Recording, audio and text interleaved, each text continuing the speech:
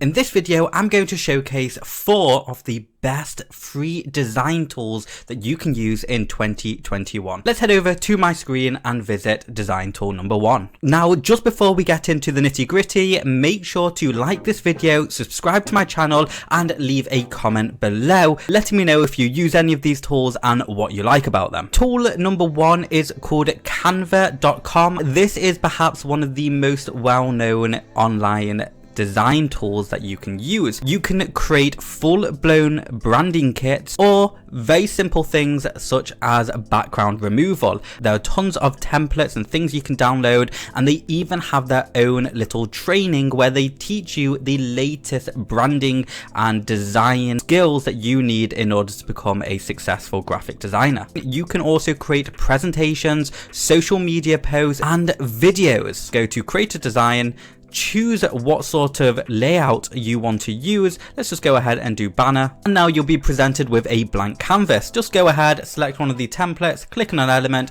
and start editing. Design tool 2 is called Photop.com, and this is a replica of Photoshop. Almost anything you can do in Photoshop you can do in this free tool. You'll head over to File, New, you'll click your dimension, so 1280 by 720 with a DPI of 72, and you would either select a template or just click create. I'm just going to go ahead and click a template, and now you can see you've got all of your layers on the right. You can simply create folders if you want to. You can change the contrast or the levels, and if you want to write, go ahead on the left and click the text tool, enter whatever it is you want, just like so. You can move it, duplicate it, basically anything you can do in Photoshop, you can basically do here. And when you finish, just go ahead and click the PNG or SVG button, and now you've got your file right there. Third free design tool is called Pixar. Open an image, or you can actually load the image by URL, choose a template, and it will show you lots of different templates, or you could just create your own. Select this one,